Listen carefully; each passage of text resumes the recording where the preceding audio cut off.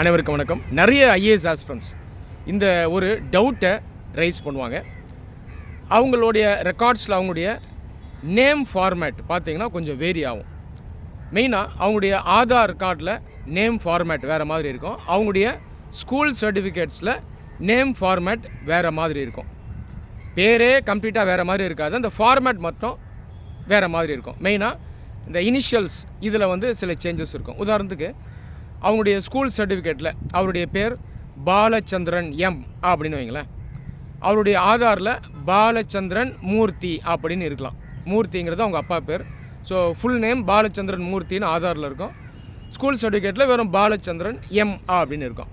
இந்த மாதிரி ஸ்டூடெண்ட்ஸ் என்ன கேட்பாங்கன்னா, இப்போ ஆதார் கார்டுலேயும் ஸ்கூல் சர்டிஃபிகேட்லேயும் அவங்களுக்கு நேம் மிஸ்மேட்ச் இருக்குது, இது பிரச்சனை ஆகுமா? எந்த ரெக்கார்டில் நாங்கள் பெயரை மாற்றணும், ஆதாரில் மாற்றணுமா இல்லை ஸ்கூல் சர்டிஃபிகேட்டில் மாற்றணுமா அப்படின்னு கேட்பாங்க. ஒரு விஷயத்தை நல்லா தெரிஞ்சுக்கங்க, யூபிஎஸ்சி பொறுத்த வரைக்கும் அஃபிஷியலாக அவங்க ஸ்கூல் சர்டிஃபிகேட்டில் இருக்கக்கூடிய அந்த நேமை தான் எடுத்துப்பாங்க.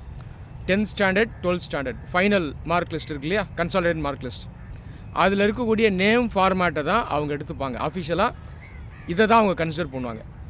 அப்போ உங்கள் பேர் பாலச்சந்திரன் எம்னு இருக்குது 10th 12th சர்டிஃபிகேட்லேயும்னா பாலச்சந்திரன் எம் அப்படிங்கிறது தான் யூபிஎஸ்சி உங்களுடைய அஃபிஷியல் நேமாக எடுக்கும்.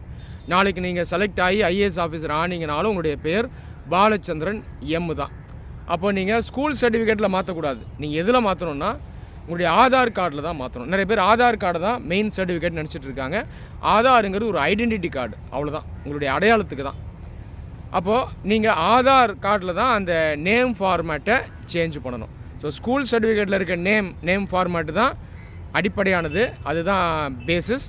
இதை வச்சு நீங்கள் ஆதார் கார்டில் உங்களுடைய நேமை சேஞ்ச் பண்ணணும். நன்றி.